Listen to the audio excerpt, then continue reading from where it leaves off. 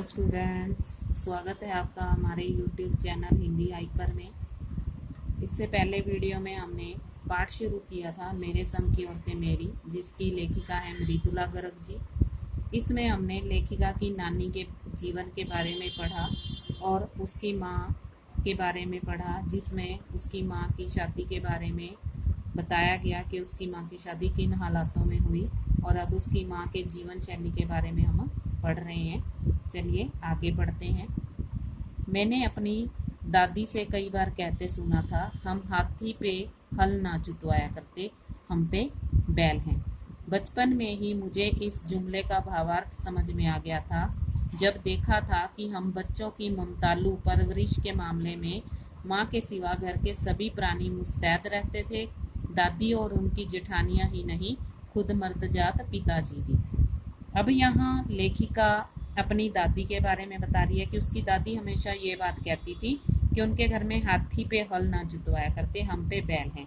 अब यहाँ पर हाथी यानी कि जो कमज़ोर व्यक्ति है और बैल जो बहुत मेहनत करते हैं। अब उसकी दादी जो है उसकी माँ के बारे में कहती थी कि उसकी माँ को काम नहीं करना आता था जैसे, तो उसके घर में बैल हैं, यानी कि और बहुत सारे सदस्य हैं जो इस काम को कर देते थे। अब लेखिका को बचपन में ही इस वाक्य का अर्थ समझ में आ गया था, क्योंकि लेखिका देखती थी कि उनकी जो माँ है वो ममतालू भी नहीं है और उनको जो प्यार मिला वो और उनका पालन पोषण करने में माँ के अलावा घर के सभी प्राणी यानी कि घर में जितने भी सदस्य थे वो हमेशा आगे रहते थे, तैयार रहते थे, चाहे उसकी ताई जेठानियाँ, ताई चाची हों या फिर उनके पिताजी हों। पर ठोस काम न करने का मतलब यह नहीं था। ठोस काम मतलब मेहनत वाला काम न करने का ये मतलब नहीं था कि माँ को आज़ादी का जुनून कम था, यानी कि उसकी माँ भी देश की आज़ादी में अपना पूरा हिस्सा निभा रही थी। वह भरपूर था और अपने तरीके से वे उसे भरपूर निभाती थी।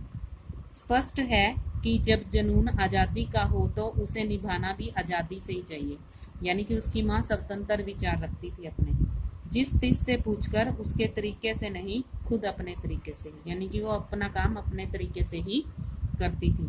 हमने अपनी माँ को कभी भारतीय माँ जैसा नहीं पाया।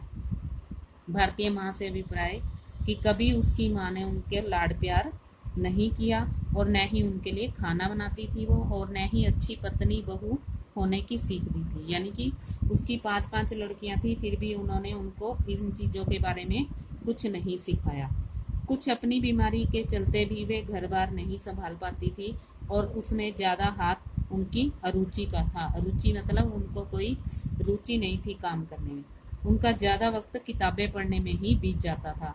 बाकी का जो समय था वो साहित्य की चर्चा या संगीत सुनने में, और वे सब काम बिस्तर पर लेटे लेटे ही किया करती थी। फिर भी जैसा मैंने पहले कहा था, हमारे परंपरागत दादा दादी या उनके ससुराल के अन्य सदस्य उन्हें नए नाम धरते थे, यानी कि उनको फिर भी वो कोई काम के लिए नहीं कहते थे और न ही उनसे आम औरत की तरह होने की अपेक्षा रखते थे और न ही उन्हें आम महिला समझते थे। जैसे बाकी औरतें, आम औरतें घर का सारा काम संभालती हैं, वो अपने बच्चों को भी संभालती हैं और खाना भी बनाती हैं और लाड भी करती हैं, पर उनकी माँ जो है उनसे अलग थी और उनमें सबकी इतनी श्रद्धा क्यों थी, जबकि वह पत्नी, माँ और बहू के किसी प्रचारित कर्तव्य का पालन नहीं करती थी। यानी कि उसकी माँ कोई भी काम नहीं करती थी, न तो पत्नी का काम करती थी, न ही माँ का काम किया उन्होंने, न ही बहू का काम किया। फिर भी हमारे घर वाले उनके प्रति श्रद्धा की भावना रखते थे। साहबी खानदान के रोब के अलावा मेरी समझ में 2 कारण आए हैं, यानी कि एक तो उसके नाना थे जो वो साहब थे, अमीर थे, जिसकी वजह ये कारण तो है ही है, इसके अलावा 2 कारण और कौन से हैं कि वे कभी किसी से झूठ नहीं बोलती थी और वे एक ही गोपनीय बात को दूसरे पर जाहिर नहीं होने देती थी। कहने का मतलब कभी वो झूठ नहीं बोलती थी और घर के सदस्यों, घर में जो भी बात होती थी वो किसी को वो बताती नहीं थी। पहला कारण यानी कि वो झूठ नहीं बोलती थी और उन्हें घर वालों का, जिसके कारण उन्हें घर वाले भी प्यार करते थे, आदर देते थे। दूसरे कारण के कारण वो बाहर वालों से उनकी दोस्ती बनी रहती थी। दोस्त वे हमारी भी थी, माँ की भूमिका हमारे पिता बखूबी निभा देते थे। यानी कि माँ की भूमिका, माँ के सारे कार्य उनके पिता करते थे। मुझे याद है बचपन में भी हमारे घर में किसी की चिट्ठी आने पर कोई उससे यह नहीं पूछता था कि उसमें क्या लिखा है, भले ही वह एक बहन की दूसरे के नाम क्यों ना हो। और माँ यह जानने को बेहाल हो कि बीमारी से वह उबरी या नहीं। छोटे से घर में वह 6 बच्चों के साथ सास ससुर आदि के रहते हुए भी हर व्यक्ति को अपना निस्तर बनाए रखने की छूट थी। यानी कि हर कोई अपना कार्य या अपने हिसाब से अपना काम करता था। कोई किसी से किसी प्रकार का प्रश्न नहीं पूछता था, चाहे किसी की भी चिट्ठी आई हो। इसी निस्तर बनाए रखने की छूट का फायदा उठाकर हम तीनों बहनें और छोटा भाई लेखन के हवाले हो गए। यानी कि वो जो उसकी बहनें थी वो भी लिखती थी और उसका भाई भी लिखने लग गया था, क्योंकि सब अपनी मर्जी से काम करते थे। लीक से खिसके अपने पूर्वजों में माँ और नानी ही रही होती तो गनीमत रहती। अब यहाँ लेखिका ये बताती है कि उसकी जो माँ थी और जो नानी थी, वो दोनों अगर उनके जीवन में वो दोनों होती फिर तो ठीक था, फिर तो याद भी रह जाती। पर अपनी एक परदादी भी थी। अब यहाँ लेखिका की परदादी के बारे में बताया गया है, जिन्हें कतार से बाहर चलने का शौक था। कतार से बाहर यानी कि जो लोग करते थे वो उससे अलग करती थी। उन्होंने व्रत ले रखा था कि अगर खुदा के फजल से उनके पास कभी 2 से ज़्यादा धोतियाँ हो जाएंगी तो वो तीसरी दान कर दे। खुदा के फजल से मतलब अगर भगवान की दया से उनके पास जो धोतियाँ थी वो 1 से ज़्यादा हो जाएंगी, 2 से ज़्यादा, तो वो उन्हें दान में दे देती थी। जैन समाज में अपरिग्रह की सनक बिरादरी बाहर हरकत नहीं मानी जाती थी। अपरिग्रह मतलब किसी भी चीज़ का संग्रह न करना या कुछ ग्रहण न करना, यानी कि ये नियम के अनुसार चलते थे। इसीलिए वहाँ तक तो ठीक था, पर उनका असली जलवा तब देखने को मिला जब मेरी माँ पहली बार गर्भवती हुई। अब जब उसकी माँ गर्भवती हुई, गर्भ धारण किया, तब ये नज़ारा देखने वाला था परदादी का, जो परदादी ने किया। मेरी परदादी ने मंदिर में जाकर मन्नत मांगी कि उनकी पतोहू का पहला बच्चा लड़की हो। अब देखो यहाँ साफ पता चलता है कि कतार से बाहर चलने का मतलब, लोग भगवान से लड़का मांगते हैं और उसकी परदादी ने कहा कि मेरी पतोहू का पहला बच्चा लड़की होना चाहिए। यह गैर रिवायती मन्नत मांगकर, गैर रिवायती मतलब लोगों के अनुसार, दुनियादारी के अनुसार नहीं थी ये, और उन्हें चैन ही नहीं पड़ा। यानी कि इतना कहकर भी उन्हें चैन नहीं पड़ा। उन्हें भगवान और अपने बीच पोशीदा रखने की बजाय सरेआम उसका ऐलान कर दिया। यानी कि उन्होंने पोशीदा मतलब पर्दे में नहीं रखा इस बात को, और उन्होंने ये ऐलान कर दिया कि उन्होंने भगवान से लड़की मांगी है। लोगों के मुंह खुले के खुले रह गए। लोग देखते रह गए कि भगवान के पास जाकर लोग तो लड़का मांगते हैं और ये परदादी ने लड़की मांगी। उनके फितूर का कोई जवाब, कोई वाजिब वजह ढूंढे न मिले। यानी कि उनके इस पागलपन की कोई हमें वजह नज़र नहीं आई, कोई इसके पीछे कोई मकसद नज़र नहीं आया। यह भी नहीं कह सकते थे कि खानदान में पुश्तों से कन्या पैदा नहीं हुई। यानी कि ये भी नहीं कह सकते कि बहुत पीढ़ियों से खानदान में कन्या नहीं हुई थी, लड़की पैदा नहीं हुई थी, इसलिए माँ जी बेचारी कन्या दान के पुण्य के अभाव को पूरा करने के चक्कर में थी। यानी कि जो उसकी परदादी है कि कभी उन्होंने कन्यादान नहीं किया, ऐसी भी बात नहीं थी, क्योंकि पिताजी की ही नहीं दादाजी की भी बहनें मौजूद थी। यानी कि उनके घर में पहले लड़कियां थी। पहला बच्चा हर बहू का बेटा होता था। खैर माँ जी ने अपनी तरफ से कोई सफाई नहीं दी, यानी कि उनकी परदादी ने इस बारे में कुछ कहना उचित नहीं समझा, बल्कि बदस्तूर मंदिर जाकर मन्नत दोहराती रही। बदस्तूर मतलब लगातार रोज मंदिर जाती थी और ये मन्नत ही मांगती थी। पूरा नकुड़ गांव जानता था कि माँ जी का भगवान के साथ सीधा सीधा तार जुड़ा हुआ है। अब गांव के सारे लोग जानते थे कि परदादी जो है उनकी भगवान सुनते हैं, सीधा तार जुड़ा है, बेतार का तार, यानी कि कोई तार नहीं है, सीधे उनके संबंध भगवान से उनकी बात होती है। इधर वह तार खींचती हैं, उधर टन से तथास्तु बजता है। यानी कि इधर वह मंदिर में जाकर प्रार्थना करती हैं और उधर भगवान कहते हैं कि तुम्हारी मन्नत पूरी हो जाएगी। मेरी दादी तो पहली मर्तबा पहली बार में ही तैयार हो गई थी कि गोद में खेलेगी तो पोती, यानी कि दादी ने पोती ही मांगी और वो तैयार थी कि पोती ही आनी चाहिए। पर माँ जी की आरजू किस कदर रंग लाएगी उसका उन्हें भी गुमान न रहा होगा, यानी कि उनकी जो इच्छा थी वो क्या रंग लाएगी ये उन्होंने भी अनुमान नहीं लगाया। लड़की की गैर वाजिब जुस्तजू सुन भगवान कुछ ऐसी अफरा तफरी में आ गई, यानी कि भगवान भी इस अनुचित इच्छा को सुनकर अफरा तफरी यानी कि हलचल में आ गए और एक न दो पूरी 5 कन्याएं, यानी कि उसकी परदादी ने तो एक लड़की मांगी थी पर भगवान ने एक एक करके 5 कन्याएं एक के बाद एक धरती पर उतार दी। भगवान को क्या कहें, माँ जी के सामने तो नामी चोर भी अफरा तफरी में आ जाते हैं, यानी कि बड़े से बड़े चोर जो चोरी करने में माहिर होते हैं वो भी हलचल में आ जाते हैं। माँ जी और नामी चोर का किस्सा भी होश संभालने के बाद मैंने कई बार सुना। अब उसकी परदादी ने एक चोर को भी सुधारा है, उसके बारे में चोर के दीदार की खुशी नसीबी भी हाथ आई थी। अब लेखिका ने ये कहानी भी सुनी हुई थी कि परदादी ने चोर को कैसे सुधारा, और अब हम देखते हैं कि परदादी और चोर का क्या किस्सा। हुआ यूं था कि किसी शादी के सिलसिले में नकुड़ की हवेली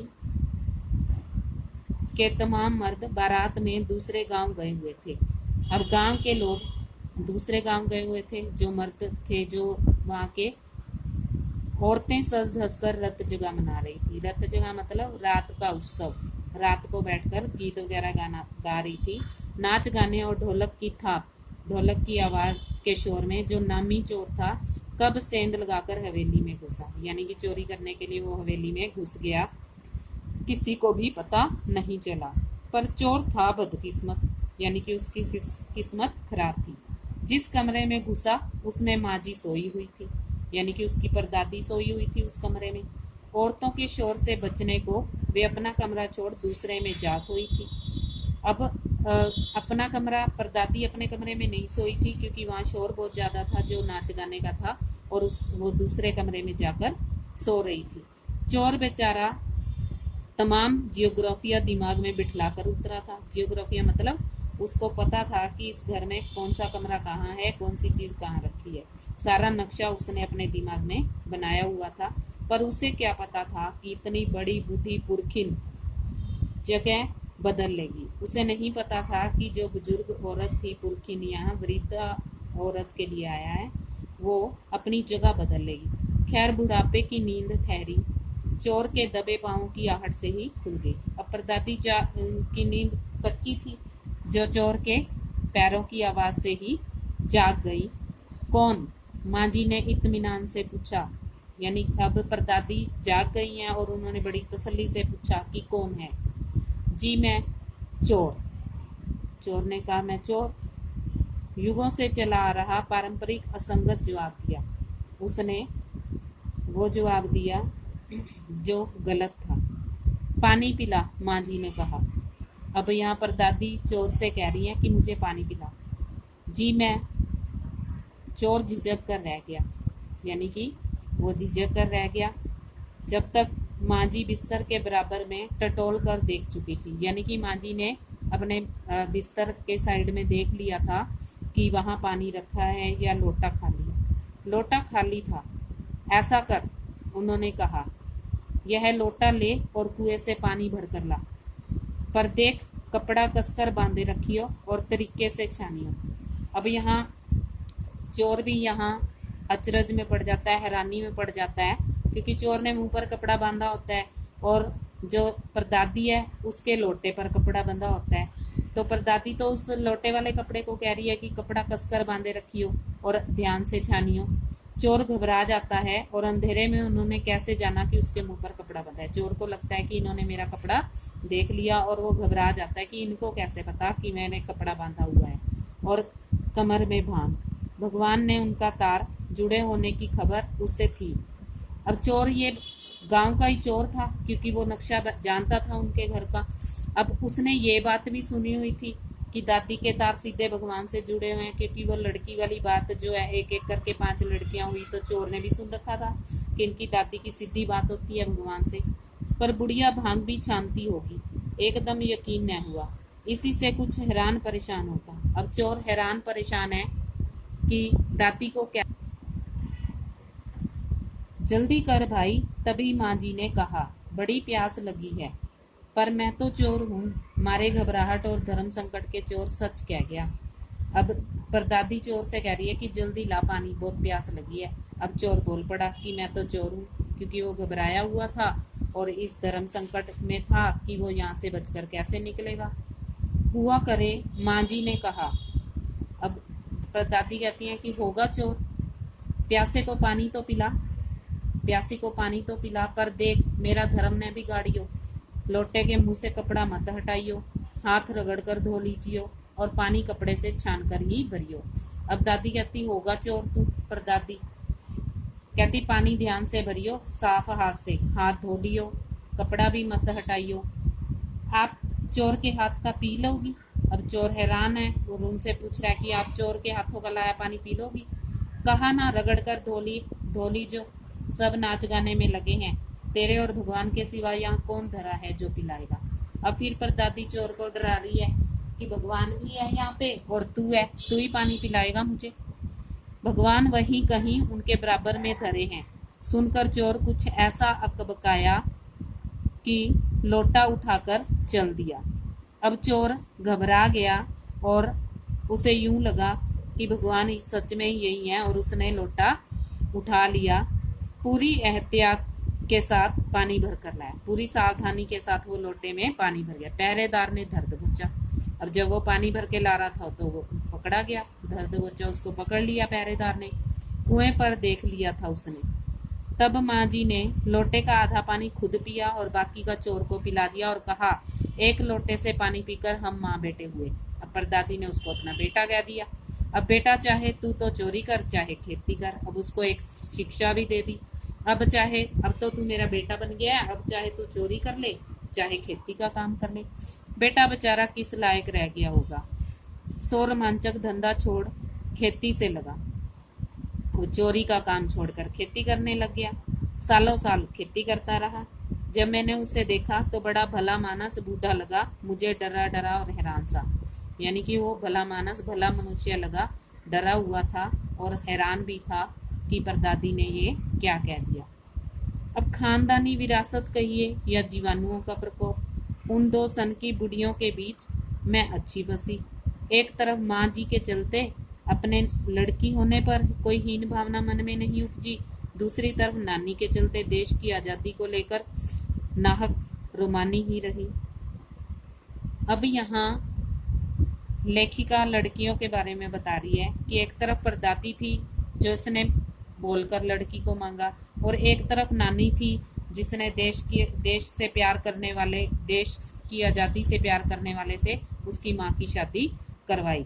यानी कि लेखिका के मन में लड़की होने वाली हीन भावना यहाँ नहीं बन पी।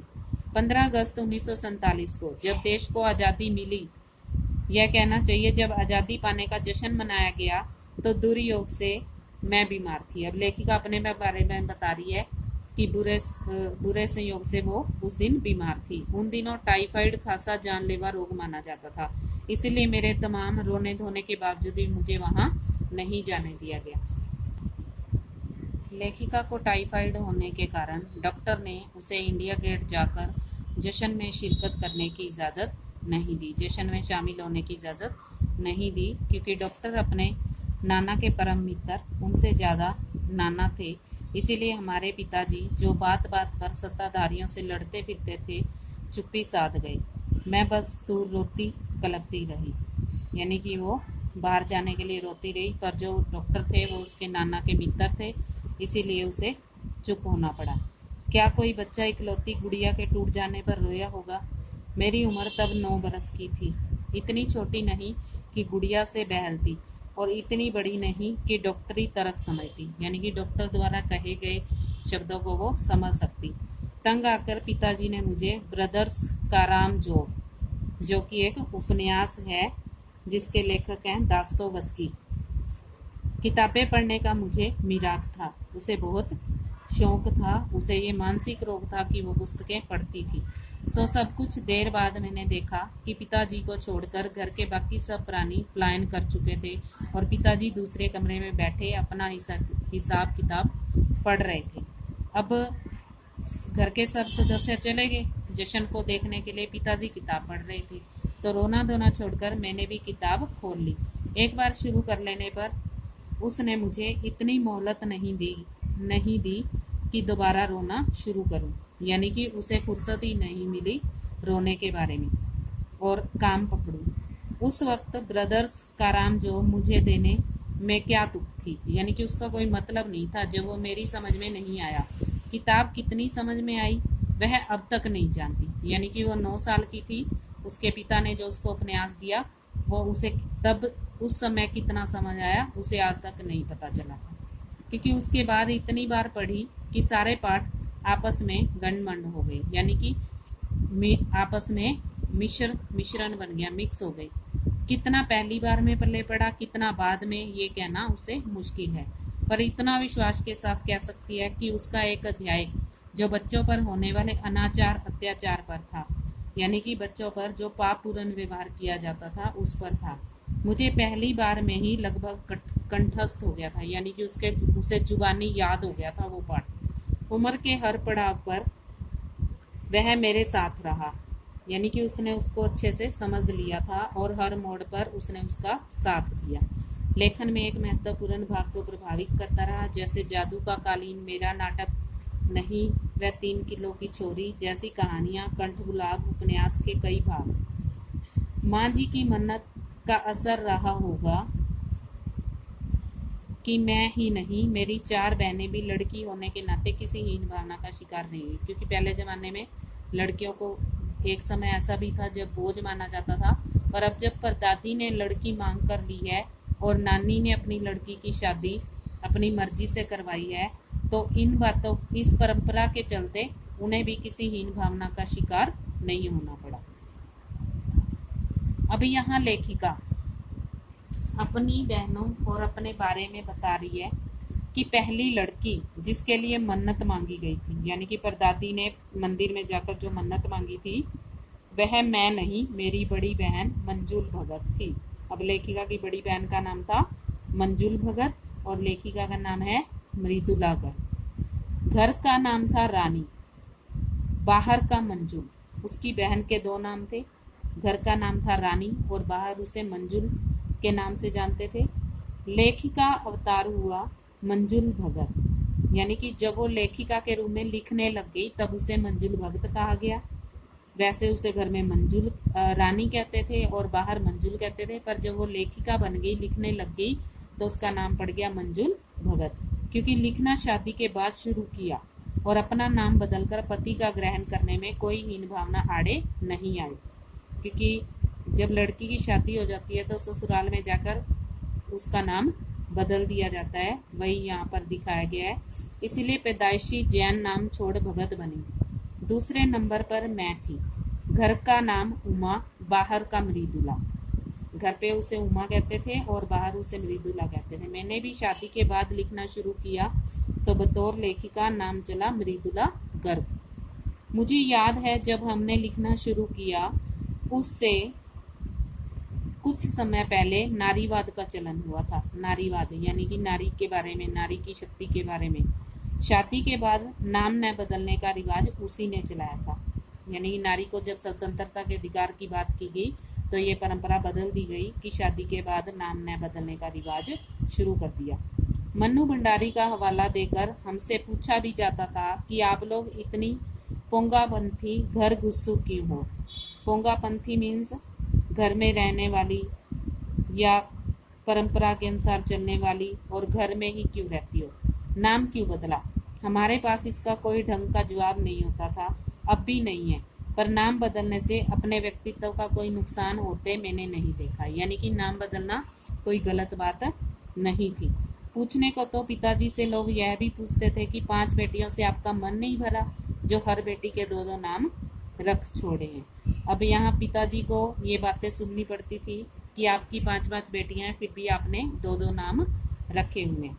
शेष भाग अगली वीडियो में। अगर आपको ये वीडियो पसंद आती है तो लाइक करें, शेयर करें, कमेंट करें और चैनल को सब्सक्राइब अवश्य करें। और अगर आपका कोई सुझाव हो तो कमेंट बॉक्स में लिखकर अवश्य भेजें। धन्यवाद।